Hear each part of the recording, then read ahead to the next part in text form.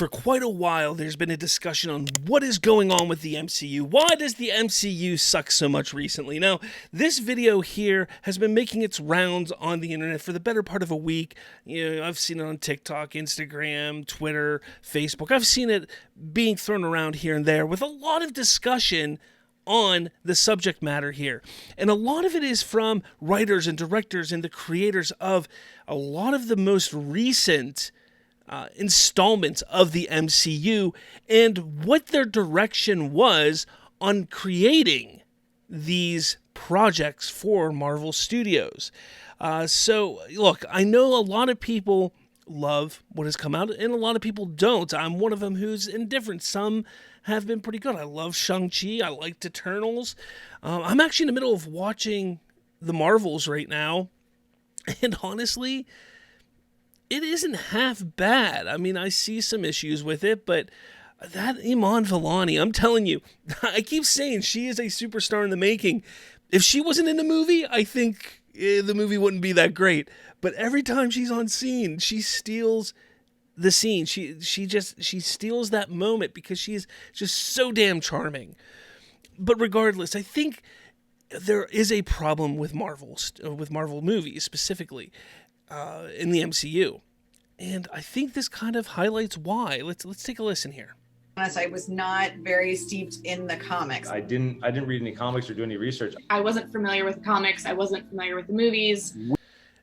First off, they're all sitting there saying, we're not familiar with the comics or the movies or this or that. That is a recipe for disaster. Look, we're not going to sit here and act like you have to hire people who are knowledgeable in the comics or the movies. You have to hire only fans. You have to hire people who are, diehard into this stuff. That's by no means what you have to do. We understand that it's going to be impossible to do. But we didn't lean into a whole lot of the history of the comic books. That comment right there is what begins to start the spiraling out of control. Yeah, candidly, we were not enormous comic fans. I wasn't super into superhero comics when I was a kid. I read a lot of indie press stuff. First thing I was told is don't read the comics. Really? All right. So told, don't read the comics. They didn't use the source material. They're not big fans. That then becomes a recipe for disaster. When you're not fans, when you don't read the comics, when you haven't seen the previous movies, and then you're told not to read the comics, you're told not to get into the source material, that is when things start to fall apart. The creator, they put you in a bubble. They don't let you talk about any of the other projects, right? They're up for anything. We ultimately decided to redefine it for the series and thought that it worked better for the story that we're trying to tell. Did you ever read you never read the comic? When the DVD comes out, I'm going to read a Thor comic book and just see where we went wrong. So Taika Waititi is very famous for saying he never read a Thor comic before writing Thor Ragnarok and directing it. So that's old news.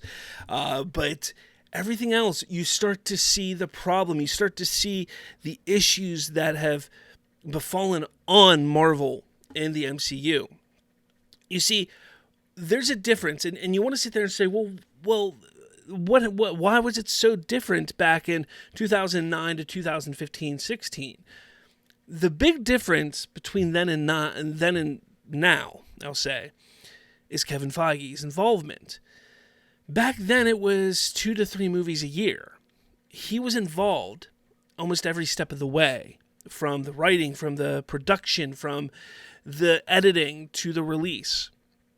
So if you want to talk about somebody who's knowledgeable, who understood the characters, who understood the story, the background, you had your Kevin Feige, your overlord who understood that stuff. So you could bring in a writer with different ideas, with different vision, with different scope, who could then play off of Kevin Feige. Made sense. That makes sense. That's how you get a great movie like The Winter Soldier that is very comic booky, but also a spy thriller. That's how you get a movie like that, because you can bring those two types of minds together and they work well.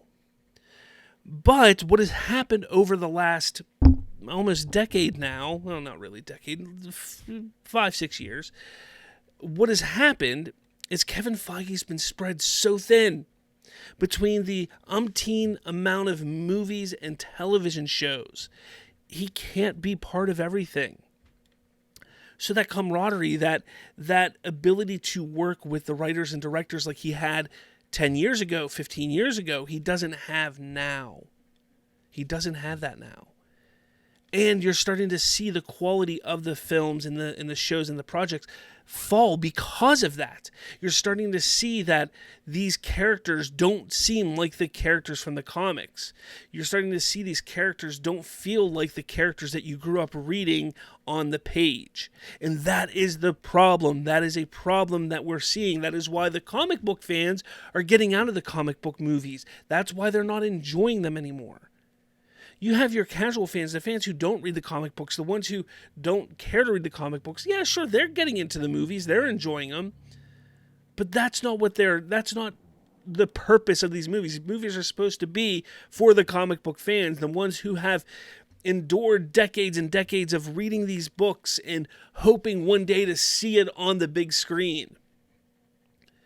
And maybe Bob Iger's comments over the last, 12 months, where they're going to tone down and back off on the output of all of this stuff, will be a good thing, and it will help and allow Kevin Feige to get involved once again and get involved more once again.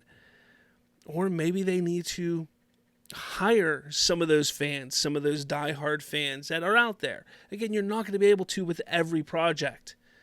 And those projects, that's when you pull Kevin Feige in to work side by side and more closely. I don't know. I think it's crazy. I do want to say, though, I got this off of Geek Daddy on Twitter, but the video was made by Pierre Chan 1984, as it says right here on here. So make sure you go give that man support. Let me know your thoughts in the comments below. I want to hear what you think about all this. It's really, really bizarre and interesting how this all kind of is played out. It really is. Make sure you hit that like button, hit subscribe, hit the notification bell for more from me, Slav, and Slav's Free Talk.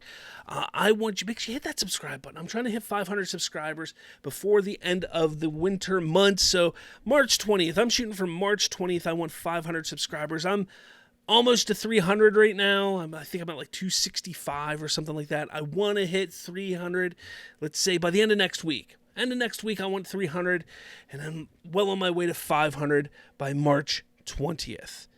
But with all that said, thank you so much for watching. Let me know your thoughts in the comments below, and I will catch you all later.